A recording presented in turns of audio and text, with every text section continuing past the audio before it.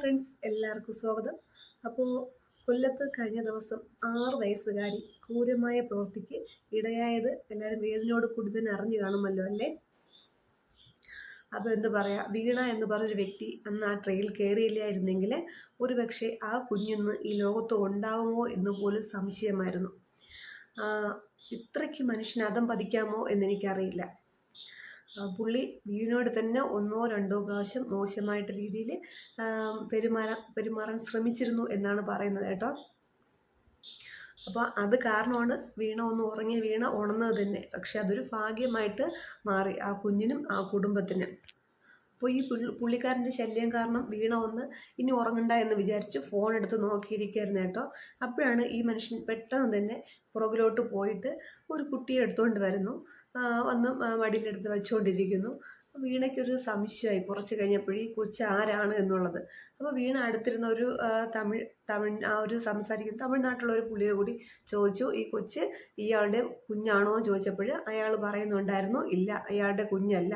അപ്പോൾ അയാൾ ബന്ധു ആരെങ്കിലും ആണോ എന്ന് അറിയാമോ എന്ന് ചോദിച്ചപ്പോൾ അതും അയാൾ പറയുന്നില്ല, അവർ നേരത്തെ ട്രെയിനിലുണ്ടായിരുന്നു, ഇയാൾ കൊല്ലത്തിനാണ് കയറിയത് എന്ന് ആ തമിഴൻ പറയുന്നുണ്ട്.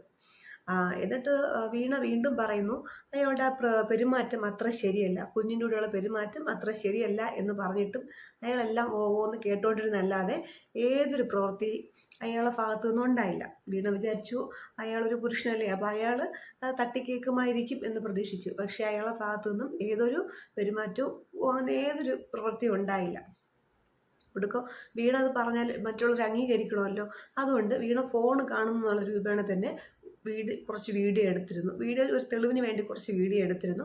വീഡിയോ എടുത്തതിന് ശേഷം വീണ തന്നെയാണ് ആദ്യം വേണ്ടിയിട്ട് ശബ്ദം ഉണ്ടാക്കിയതും ഒച്ചപ്പാടും ഉണ്ടാക്കിയതും ഒക്കെ.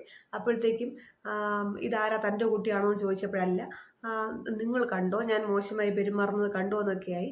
അപ്പോൾ ഈ കുഞ്ഞിൻ്റെ അമ്മയും അപ്പൂപ്പനും കുറേ ബന്ധുക്കളുണ്ടായിരുന്നു, എല്ലാവരും എണീറ്റ് വന്നു.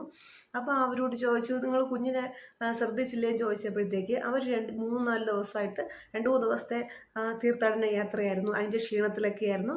കുട്ടി അപ്പൂപ്പൻ്റെ അടുത്ത് സേഫായിട്ട് അവർ മൂടി വെച്ചിരിക്കരുത് കേട്ടോ, മൂടി പോച്ച് കിടന്ന് ഉറങ്ങിയായിരുന്നു. അങ്ങനെ അവർക്ക് ഒരു അബദ്ധം പറ്റി, അവരറിഞ്ഞില്ല. അത്രയും ക്ഷീണത്തിൽ അവർ കിടന്ന് ഉറങ്ങുന്നത് കാരണം ജനറൽ കമ്പാർട്ട്മെൻ്റ് ആയിരുന്നു കേട്ടോ. അപ്പോൾ അവരത് അറിഞ്ഞില്ല. എന്ന് പറഞ്ഞ് ഇയാൾ കാണിച്ച പ്രവൃത്തി ശരിയാണോ? ഇയാളുടെ ഒരു എന്താ പറയുക, ഒരു ചെറുമോളുടെ ഒരു പ്രായമേ വരുള്ളൂ അല്ലേ? ഒരു 5 വയസ്സ് 6 വയസ്സ് എന്നൊക്കെ പറയുമ്പോൾ എത്രയുണ്ട് ആ കൊച്ച്?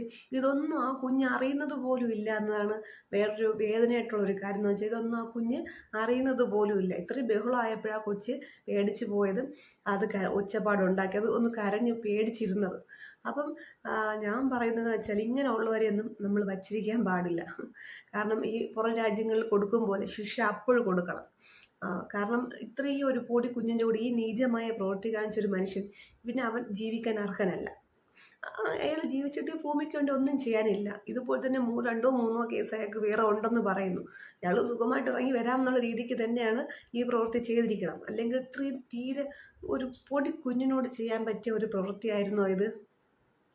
കുഞ്ഞിന് എന്താണെന്ന് പോലും അറിയാത്ത കുഞ്ഞിനോട് ചെയ്യാൻ കാണിച്ച അയാളുടെ ഒരു മനസ്സിൻ്റെ ആ ഒരു നീചമായ ആ മനസ്സിനെ കുറിച്ച് ചിന്തിച്ച് നോക്കി. ഇങ്ങനെയുണ്ടല്ലോ മനുഷ്യർ ഈ കാലഘട്ടത്തിൽ, ഇങ്ങനെ ജീവിക്കുന്നല്ലോ അല്ലേ? ആ കുഞ്ഞിൻ്റെ പ്രായമെങ്കിലും അങ്ങനെ ഒന്നും ചിന്തിക്കാത്തെന്താ? ആ കുഞ്ഞിനെ, അത് ഉറങ്ങിക്കിടന്ന കുഞ്ഞൊന്നും അറിഞ്ഞതുപോലുമല്ല. അയാൾ ആ ഒരു എത്രമാത്രം തരം താഴ്ന്ന ഒരു പ്രവൃത്തിയാണ് ചെയ്തതെന്ന്. അപ്പോൾ ഇയാളെ വീട്ടിലും ഇയാളെ പ്രസവിച്ചൊരു അമ്മയില്ലേ, അയാൾക്കൊരു സഹോദരങ്ങളില്ലാതിരിക്കുമോ? അവർക്കല്ലെങ്കിൽ കുഞ്ഞുങ്ങളില്ലാതിരിക്കുമോ? ഇപ്പം ഇങ്ങേർക്ക് തന്നെ ചിലപ്പോൾ മക്കളില്ലാതിരിക്കുമോ? ഇയാൾ ഏത് കാഴ്ചപ്പാടില്ല അവരെയൊക്കെ കാണുന്നത്? ഇയാൾ എങ്ങനെയായിരിക്കും അവരുടെയൊക്കെ ഉള്ള പെരുമാറ്റം? അല്ലെങ്കിൽ അയാളെ വീട്ടിലുള്ള ഒരാളോട് ഇങ്ങനെ പെരുമാറിക്കഴിഞ്ഞാൽ അയാൾക്കത് അംഗീകരിക്കാൻ പറ്റുമോ, സഹിക്കാൻ പറ്റുമോ? ഇയാൾ ആ വീട്ടിന് കൂടി ശാപമാണ്. ഇയാൾ മറ്റുള്ളവർക്ക് കൂടി ഒരു നാണക്കേടുണ്ടാക്കുന്ന ഒരു ശാപമാണ്. ഇങ്ങനെയുള്ള മനുഷ്യർക്കൊക്കെ നമ്മൾ അപ്പം തന്നെ തക്കായിട്ടുള്ള ശിക്ഷ കൊടുക്കേണ്ടതാണോ കേട്ടോ. നമുക്ക് എന്തായാലും വീണ പറയുന്ന കുറച്ച് കാര്യങ്ങൾ കേൾക്കാം. സീറ്റിൽ നിന്ന് ചാടി എണീറ്റിട്ട് ബാക്കിലോട്ട് പോകുന്നുണ്ട്. അപ്പം എനിക്ക് അയാളുടെ ആറ്റിറ്റ്യൂഡിൽ ഒരു റോങ് തോന്നിയപ്പോൾ ഞാൻ ഇയാളെ ശ്രദ്ധിച്ചാൽ എന്താ ചെയ്യുന്നതെന്ന്. അതെ, വീണയുടെ പ്രവൃത്തി കാരണം ഇപ്പം വളരെ പുണ്യം എന്ന് പറയുന്നതെന്ന് അറിയാമോ, 6 വയസ്സുകാരുടെ ഒരു ജീവനാണ് രക്ഷപ്പെട്ടത്. അല്ല, വീണ അത് കണ്ടില്ല എന്ന് നടിച്ചിരുന്നിരുന്നെങ്കിൽ ഒരു പക്ഷേ അയാൾ അടുത്ത സ്റ്റോപ്പിൽ ആ കൊച്ചിനെ കൊണ്ട് ഒന്നേ ഇറങ്ങാം, അല്ലെങ്കിൽ ആ കൊച്ചിന് ജീവിച്ചിരിപ്പുണ്ടോ ഇല്ലയോ എന്ന് പോലും നമുക്കറിയാൻ പറ്റില്ല. അയാൾ അടുത്ത സ്റ്റേഷനിൽ ഇറങ്ങിക്കഴിഞ്ഞാൽ പിന്നെ ആർക്കെങ്കിലും അത് കണ്ടുപിടിക്കാൻ പറ്റുമോ? അയാളുടെ ആവശ്യം കഴിയുമ്പോഴത്തേക്ക് ആ കുഞ്ഞിനെ അയാളങ്ങ് എന്തെങ്കിലും ചെയ്തങ്ങ് കൊന്നുകളയും. അങ്ങനെയുള്ള ഒരു മനുഷ്യനായിരിക്കാം ചിലപ്പോഴല്ലേ. ഈ ഒരു പ്രവൃത്തി കാണിച്ച മനുഷ്യനെ നമുക്ക് അങ്ങനെ തന്നെ പറയാൻ പറ്റുള്ളൂ. വീണ സ്വന്തം കാര്യം നോക്കിയില്ല, ആ കുഞ്ഞിന് വേണ്ടി സംസാരിച്ചു. അത് കാരണം ആ കുഞ്ഞ് ഇന്ന് ആ കുടുംബത്തിന് ഉണ്ടെന്ന് വേണമെങ്കിൽ പറയാം. ആ അമ്മയ്ക്കും അച്ഛനും ആ കുഞ്ഞിനെ തിരിച്ച് കിട്ടിയെന്ന് വേണമെങ്കിൽ പറയാം. ഒരു കാരണവശാലും ഇങ്ങനെയുള്ള മനുഷ്യന്മാരെ വിടരുത് കേട്ടോ. കണ്ടു കഴിഞ്ഞാൽ അപ്പോഴും ആ സെക്കൻഡിൽ അവർക്ക് കൊടുക്കാനുള്ള ശിക്ഷ കൊടുത്തിരിക്കണം. പിന്നെ നമ്മളിങ്ങനെ ഇട്ട് അഴിക്കേണ്ട കാര്യമൊന്നുമില്ല. ഇത് കഴിഞ്ഞിട്ട് വീണയുടെ ഫോണിൽ നിന്ന് തന്നെയാണ് പോലീസിനെ വിളിച്ചത്, അടുത്ത ചേട്ടന്മാരെ കൊടുത്തതും അടുത്ത സ്റ്റേഷനിലെത്തി അവർ പോലീസിന് ഇയാളെ കൈമാറിയിട്ടുണ്ട്. പക്ഷേ ഇയാൾക്ക് ഒരു വിധത്തിലും പുറത്തു വരാൻ പറ്റാത്ത രീതിക്ക് വേണം ഇയാളെ പൂട്ടാൻ വേണ്ടിയിട്ട്.